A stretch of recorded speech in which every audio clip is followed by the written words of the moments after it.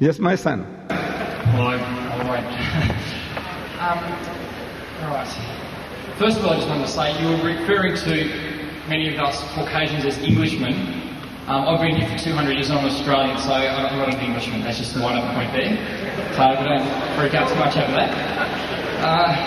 Second one was...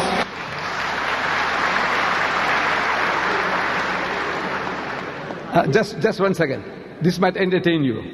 You see, me, I'm a brown Englishman. In other words, I speak English. English is my mother tongue. You understand? In other words, I dream in English and I swear in English. And the psychologists, they say that the language in which you dream and the language in which you swear is your mother tongue. You Indonesian, you say Indonesian, okay. I say, in what language do you dream? In Dutch? If you're dreaming in Dutch, no, the Dutch ruled you for 300 years. So maybe, you got some Dutch blood in you. So I said, you dream in Dutch? He said, yes. And you swear in Dutch? He said, yes. I said, that's your mother tongue. You are ashamed to say that, but that's your me. I dream in English and I swear in English. So English is my mother tongue. So I'm a brown Englishman.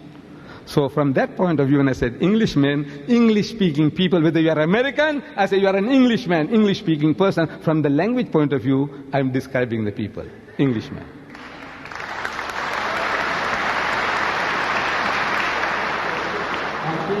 I guess that if you're saying that you're an Englishman, then I must be. No, I'm a brown Englishman. Right. First of all, just with the... we were looking tonight at Matthew chapter 12 and the sign of Jonah. And you quite rightly pointed out that there were some things in Jonah which are similar to Jesus and some things which are different. For instance, Jesus is crucified while Jonah is thrown in the sea. That's different. There's a very big difference in that Jonah is disobedient and runs away while Jesus is obedient. So that's a fairly big difference. And the other one is Jonah goes to the Gentiles, the foreign countries, while Jesus does his ministry within Israel. So there are a few differences. And you quite rightly pointed out that the significance with the Jonah event is on time, on the 3 days. I read the Bible all the time. I've actually spent part of my holidays, I read the Quran, and so I take the scriptures very seriously. But I know that in order to get the full picture of something, you have to read all of it. You have to read the whole book. So I just want to read a bit more of Matthew, where Jesus speaks again about the 3 days. This is just from a translation of the Bible called the NIV. It's Matthew chapter 16, verse 21, and it says, "From that time on, Jesus began to explain to his disciples that he must go to Jerusalem and suffer many things at the hand of the elders, chief priests, and teachers of the law, and that he must be killed and on the 3rd day be raised to life." And so I think when you read all of it, he is saying that the 3 days I'm going to die. I've got some other references up here as well as to that, but they're all fairly similar where they talk about Jesus dying. I just want to know what you say that, because there are many verses in the Bible, I don't know how much time I want to take up here, but where Jesus says, I did die. No, my son, you have to agree with me that what Jesus was talking about, the sign of Jonah, that sign was a miracle. Sign means a miracle. It's not a road sign. Stop, yield, go. It's not a road sign. There were no road signs in Jerusalem 2,000 years ago. So he's not talking about road signs. He's talking about a miracle. The Jews want a miracle from him, not a road sign. So Jesus said, my miracle is that of Jonah. And then what the miraculous thing about Jonah is that we expect him to die 3 times over, and he didn't die. You see, if I had a gun and I lose my temper and put 6 shots through you, to your heart, and it's shattered, and you die, is that a miracle? Is that? But those 6 shots tearing your heart to pieces, and you laugh. It's a miracle? Yes, that's a miracle. That's a miracle. 6 bullets I put through your heart and you still laugh. That's a miracle. I'll be terrified of you. Do you know that? If that happened, I'll be terrified of you. So, Jesus is talking that, look, the miracle mine is that of Jonah. What happened to him is going to happen to me. What happened to Jonah? We expect him to die. We expect him to die at every step. If he died, it's not a miracle. Jesus, if what they tell us about him, he also supposed to die. He is expected to die. If he died, it's not a miracle. If he died, what they did to him, and if he died, it's not a miracle. If he didn't die, it's a miracle. So I'm asking, he said, I will be like Jonah. Jonah is alive, you agreed, and Jesus is dead. And that is in your language of the Englishman, it is unlike. In Zulu, I'm asking the Zulus, Goguba Jengo Jonah. He said, just like Jonah. So I'm asking the Zulu, is this Jengo Jonah or Ngai Jengo Jonah? Is this like Jonah or unlike Jonah? And they say it's unlike Jonah. I'm asking the Afrikaner, one Suas Jonah. Like Jonah, Suas Jonah. I'm asking the Afrikaner, is this Suas Jonah or Ni Suas Jonah? In Arabic, it says, Ya mu'allimu nuridu an nara minka ayatan. فَأَجَابَ وَقَالَ لَهُمْ جِيلٌ شِرِّيرٌ وَفَاسِقٌ. Very strong.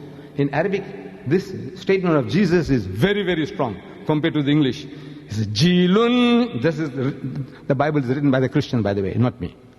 Jilun shirirun wa fasikun yatlubu ayatan wa la tuta lahu ayata illa ayata yunan an-nabiyyu li'annahu kama kana yunanu fi batn al-huti thalathat ayamin wa thalatha layalin hakaza. The word I was looking for was hakaza, just like that. So I'm asking the Arab Christian, is this hakaza or la hakaza? Jesus and Jonah, is it hakaza, just like that, or la hakaza? He said, no, it's la hakaza. So, come on, you prove now that this statement is a revelation from God. The Holy Ghost inspired Matthew to write it down.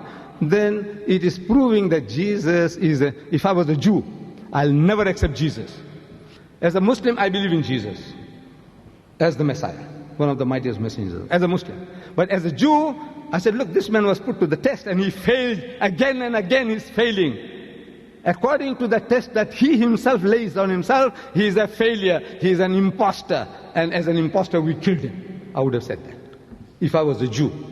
But as a Muslim, I say I believe that he was a true messenger of God, and you have misunderstood everything. You have misunderstood. May I just say something on that? You are right. If you were to shoot me 6 times through the heart, right, and I was just still standing here, that would be a miracle. Of course.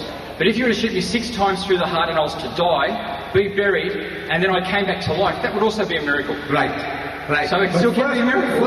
First we have to certify that you were dead. Yeah? If I was shot 6 times through the heart, I would be dead. That's what is assumed now. Now Jesus, look, 3 days after his alleged crucifixion, he goes to that upper room where they had the Last Supper. I'm giving you another proof that the man didn't die. Proof from his own mouth. He goes to that upper room where they had the Last Supper. And he goes in and he wishes his disciples in the Hebrew language, Shalom Aleichem. Same as Salam Alaikum. We say Salam Alaikum, the Jews say Shalom Aleichem. Same, means peace be unto you. And when he said Shalom Aleichem, his disciples were terrified. I'm reading your John, that the disciples were petrified, terrified. So I'm asking, why would they be terrified? Because when you meet your long-lost master, your grandfather, your teacher, your guru, your prophet, your Messiah, the Arab and the Jew will embrace one another, and that is his way, the Arab and the Jew. But instead of doing that, they are terrified. So I'm asking, why were they terrified? So Luke chapter 24, he gives the answer. That they were affrighted because they thought he was a spirit. Am I quoting correctly? You people who know the Bible, am I quoting correctly? Yes. Correct me. If I'm misquoting, you must correct me. Yes, I know. I can't afford to make a mistake.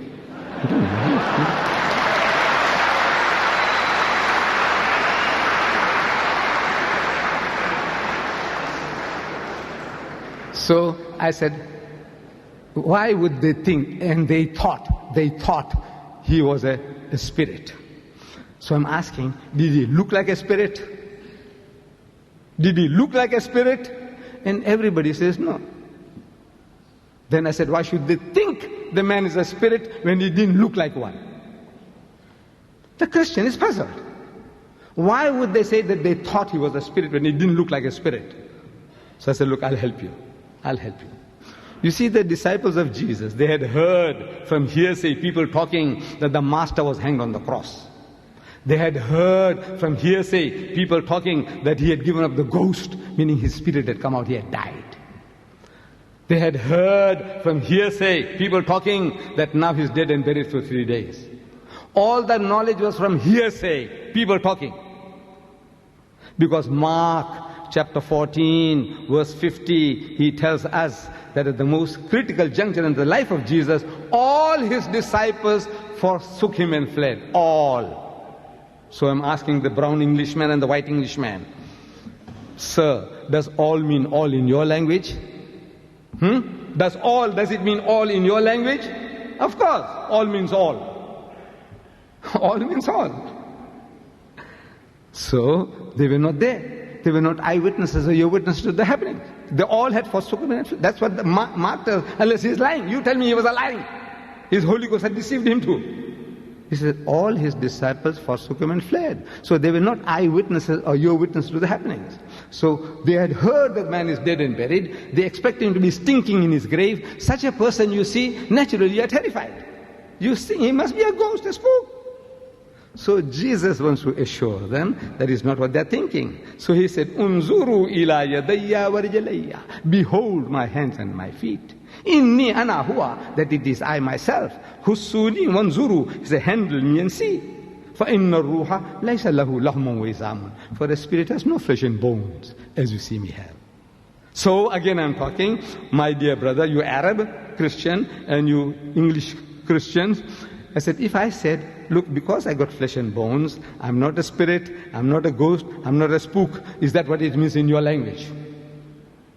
If I got flesh and bones, in that case, I'm not a spirit, I'm not a ghost, I'm not a spook. Is that what it means in your language? Of course it does.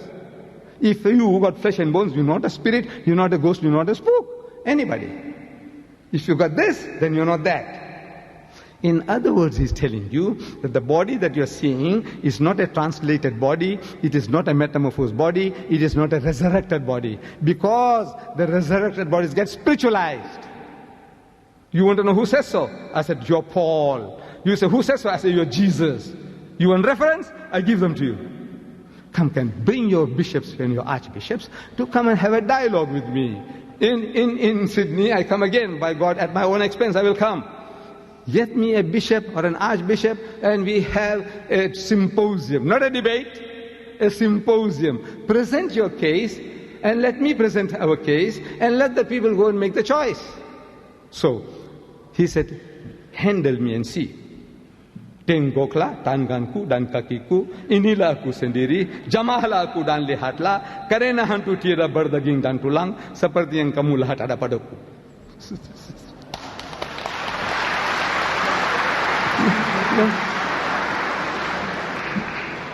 So they felt him. I'm reading your Bible. And they felt him. And they believed not for joy. It means they were overjoyed and wondered. So what happened, man? We thought the man was dead and buried. So he says, Aindakum hahuna ta'am. Have you got here anything to eat? فَنَاوَلُوهُ جُزْءًا مِّن سَمَكٍ وَشَيْئًا مِّن شَهَدِ أَصَلٍ فَأَخَذَ وَأَكَلَ قُدَّامَهُمْ. And they gave him a piece of broiled fish and a honeycomb. And he took it and he ate. In the very sight, to prove what? There is a ghost. Is that how you prove you're a ghost? You're a spook. Huh? You're eating broiled fish and honeycomb. They're feeling you. And they say, no, they wondered, say, man, I thought the man was dead. He's alive.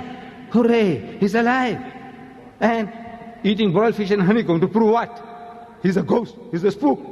Man, every verse that I can quote you from the Bible, I said, every verse you have misunderstood, my brothers. You Englishmen, you brown Englishmen, and you white Englishmen, whether you call yourself American, you speak English, you are an Englishman. And I want to say, come, talk to me. In English. Talk to me in English. And I show you that each and every verse you have misunderstood. Every verse you have misunderstood, my son. Okay, my son? Thank you, my son. Yes, my son.